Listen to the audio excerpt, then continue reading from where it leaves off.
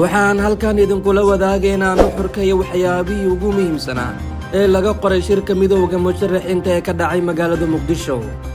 5 maalin oo xubnahan ay ku shirsanaayeen hoteelka Jazeera waxay la kulmeen qaybaha bulshada sida culimada, haweenka, dhalinyarada, warbaahinta iyo ganacsatada qaarkeed.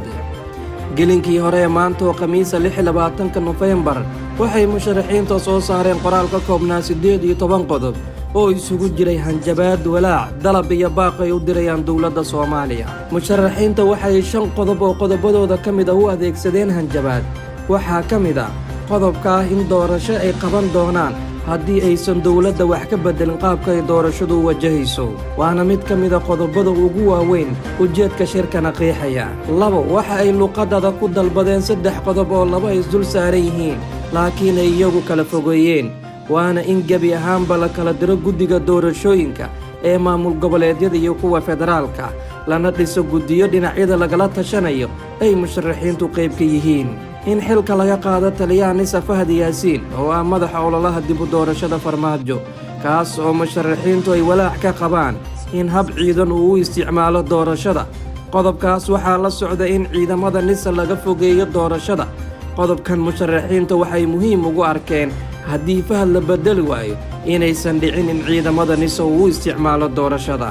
waxay qodobadooda ku awood siiyeen gudoomiyaha aqalka sare Cabdi Xaashi Cabdulaahi oo ay soo jeediyeen inuu soo magacaabo guddiga doorashada iyo xalinta khilaafaadka ee ka imaanaya deegaanada Somaliland ama gobolada waqooyi. doorashada xildhibaanada waqooyina ay ka dhacdo meel ka fog taliska NISA oo markii hore uu qorshaha ahaa in lagu qabto xarin ku dhow taliska hay'adda nabad sugidda, lana oggolaado inay ka qayb galaan kormeerayaal doorashada la socda.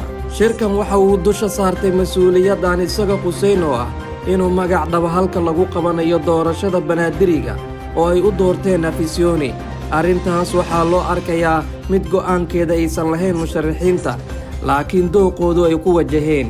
waxayse xaq u yeelan kareen inay soo jeediyaan in goob dhexdhexaada lagu qabto.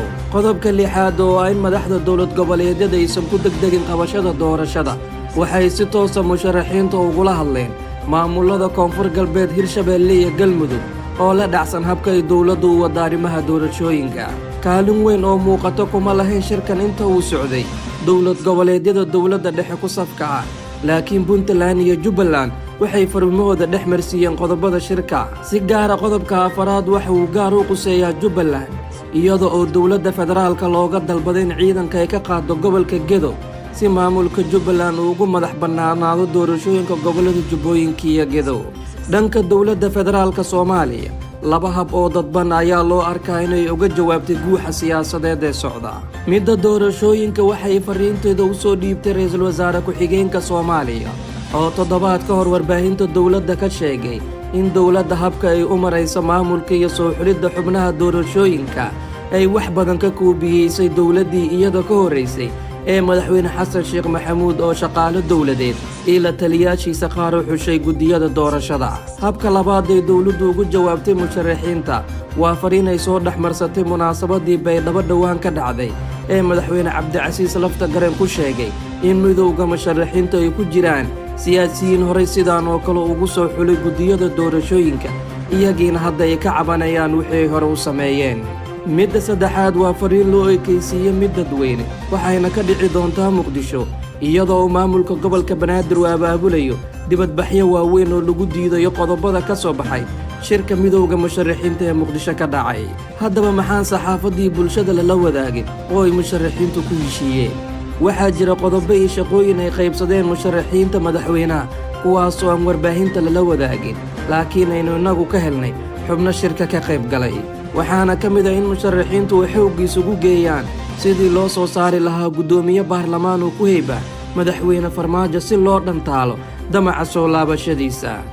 waxaa hawshan xooggeeda wada Shariif Xasan Sheekh Aadan, madaxweynihii Koonfur Galbeed, Xasan Cali Kheyre, ra'iisul wasaarihii hore ee Soomaaliya, iyo madaxweynihii Farmaajo ka horreeyay Xasan Sheekh Maxamuud. waxa ayna musharaxiinta dadaal ku bixinayaan waqtigan in maamulada Galmudug, Hirshabeelle iyo Koonfur Galbeed laga dhaadhiciyo qorshahan. waxa ay hawshanna liddi ku noqon doontaa haddii ay horgasho qorshe kan la mid oo madaxweyne Farmaajo ku doonayo in guddoomiyaha baarlamaanka soo socda uu ku soo saaro siyaasi ka soo jeeda Hirshabeelle ama Galmudug si uusan tartan adag ugula kulmin inta badan musharaxiinta madaxweynaha. Sidoo kale musharaxiinta ayaa qaybsaday safarro ay ku tagayaan deegaanada maamul goboleedyada oo qaarkood ay kula kulmayaan madaxda dowlad goboleedyada si ay madaxdaas ugu yaraan ugala hadlaan inay dhexdhexaad ka noqdaan doorashada. musharaxiinta qaarkood waxay la kulmi doonaan maalmaha soo socda wakiilada beesha caalamka ee Soomaaliya oo fadhigoodu yahay Nairobi iyo xarunta Xalane ee Muqdisho si ay uga iibiyaan natiijada shirkooda. dowladda federaalka maxaa laga filan karaa dhankeeda inay wax ka bedesho? waa hadal hayn taagan. si dowladdu ay hoos ugu dhigto guuxa musharaxiinta mugdiga doorashada una qancisa dhinacyada ka baxsan doorashada oo ay beesha caalamku ugu horeyso, waxa ay qaadan doontaa laba arrin midood. midda koowaad oo ah in guddiyada doorashooyinka xalinta khilaafaadka wax laga bedelo iyo inuu nisa ka taga Fahdi Yaasiin. labaduna way ku adag tahay madaxtooyada Soomaaliya in midkood ay qaadato. ha yeeshee falanqeeyaashu waxay qabaan in labadan ay dowladdu qaadan karta ka dambe oo ah inuu iscasilo taliyaha nabad sugidda laguna bedelo sarkaal kale oo madaxtooyada ka tirsan, maadaama Fahdi Yaasiin looga maarmi doonin ololaha dib u doorashada madaxweyne Farmaajo. wararkii ugu dambeeyey oo Villa Soomaaliya ka helnayna waxay sheegayaan in saacadihii ugu dambeeyey kulamo u socdeen madaxweyne Farmaajo, ra'iisul wasaare Roble, ku-xigeenkiisa iyo guddoonka golaha shacabka, waxayna ka tashanayaan in dowladdu ka soo dabacdo halka ay joogto si loo qanciyo dhinacyada ku hareeraysan doorashooyinka Soomaaliya.